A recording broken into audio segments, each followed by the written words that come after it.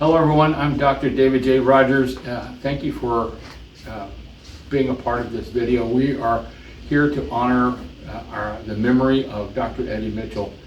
It has been a year since his passing. For those who had the privilege and opportunity to get to know him, there is a bit of a hole in our lives because he's not with us. But we do know that he is dancing on streets of gold. He is walking along, and I'm sure he's already had a chance to meet with Paul and all the apostles, and he is doing the one thing that I'm sure he is doing. In Hebrews it says there is a great cloud of witnesses, and that's where he is here making prayer and intercession for us even still. There's so many things I would like to say about my relationship and friendship with Dr. Eddie Mitchell.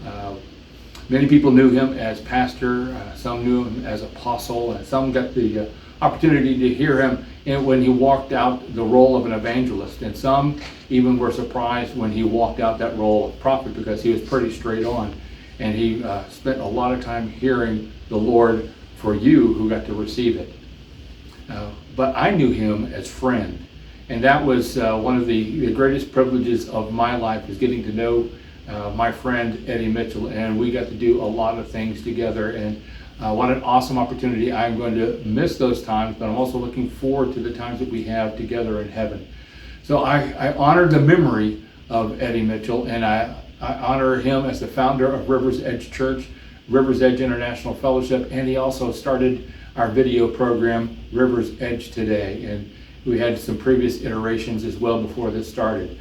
So thank you for being a part of this. Thank you for remembering Dr. Eddie Mitchell. And just pray for the Mitchell family as they go through this first anniversary of his passing and his homegoing. And thank you for being a part of RiversEdge today. Today we're remembering and celebrating the life of Eddie Mitchell, my husband, who passed away May 1st, 2022. The legacy that he left behind has miraculously been carried on this past year, and we are blessed to have been imparted the knowledge that he had in him. We remember things he has said and are applying it to our lives. His faithfulness as a preacher and teacher and soldier and friend to so many is evident in the lives of those who are carrying on today. Our family is truly thankful for the support of our church family and pastor friends around the world. Thank you for standing beside us and believing in us. We will continue the good fight of faith. We are in love with mankind, our God, and we will forever fight for our liberties to worship the true and living God. Thank you for all you did for us, Eddie Mitchell. I love you. All right, guys. Hey, John and Jennifer here. We're just here to honor our father, Pastor Eddie Mitchell. He died last year on May the 1st. And man, it's been a ride, hasn't it? Yes. For our whole family. One thing I remember about Pappy, that's what the grandkids call him, is Pappy. He loved everybody. Everybody. There wasn't a place he would go that he wouldn't find a friend. And it's almost embarrassing to go to eat with him, wasn't it? 'Cause he's going to pray for that waitress or that waiter. At first, and now we miss it very much so. We do miss it. And there wasn't a person that he didn't love or a person that he wouldn't do anything for, man. I remember that joker giving when we didn't have nothing to give. You know what I mean? I think for me, as I reflect, because it has been very hard, because he was so interwoven in all of our lives.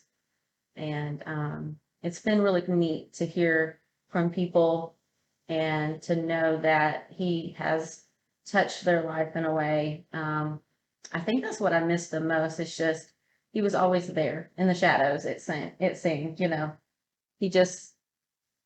he knew when to call, he knew when to text, he knew when to show up, and he was always an encourager. He was always the biggest fan, too. He was your biggest fan. He was your biggest fan. And I miss that very much. And we have pictures of him in the hallway. And, it was hard at first to see those pictures. But now it does bring some comfort. We love walking the grandbabies. We have grandbabies. and showing him this is your pappy, and continuing to share this special person that, we thought was going to be here, but isn't. And We we know he's don't in a want him better ever, place. ever, Yeah. ever forgotten, but he is greatly missed. He is greatly missed. We love him. We miss him. Mom doing really well. She's coming around, and I know that a lot of people out there miss him.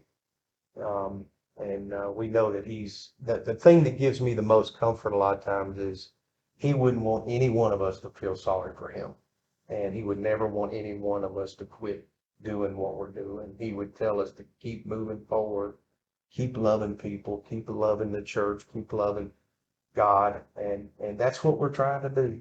And as dysfunctional as we are, we're still moving forward and raising families. And we've been leading this church as a family. Some people may say that seems a little weird, but it's worked out. And right now, I think our family is stronger because of it. So yeah, this is it's been about a year since Dad died, coming up here, and we miss that rascal a lot. I know a lot of people do, uh, but it things happen for a reason. We believe God. We know that He's in control, and through Him going to heaven, it's just allowed us as a family and individuals to mature. Step into our calling. Pastor Jay, when he was here, Threadgill, he said, sometimes the oak has to die so the acorns can sprout. And that's really what's happening. So, we're thankful for the legacy and the opportunity to carry that mantle. One of the things that I think about is, what was it? A couple months after he passed away, I had a very vivid dream of him, and the Lord speaks to me or allows me to see through dreams. And this dream, I felt like I got to spend all night long with him. And when I woke up, I didn't want to wake up because I knew that he wouldn't be there. But in that dream, he was shouting and he was pointing at everybody, I'm proud of you, and I'm proud of you, and I'm proud of you, and I'm proud of you. And there were so many people that were in that dream that were a part of our church here and a part of Rivers Edge International that have been a great support system to us over the last year. And so now when things are tough, I hear his voice in my head. I'm proud of you, and I'm proud of you, and I'm proud of you. And so that was God's way of not only showing us what the Bible says about those that go before us are in the stands of heaven, cheering us on, but God allowed me to experience him actually being a part of my dream, knowing that he's cheering us on. So I would say that he's proud of us, and we're not done. Just because he's not here does not mean we stop. And the Lord knew for us to rise up with the calling that he has placed on our life, that we could not be dependent on him to be here because he was or is such a strong individual. We were okay with letting him do his thing and us be a supportive role. And that's not what God designed for us. And so it's been an interesting year, but it's amazing how far we've all come. All four of us have come in the last year. So we miss him Yep. every day, but I'm pretty proud of all of us for Yeah. where we've come Yeah. from to where we are now.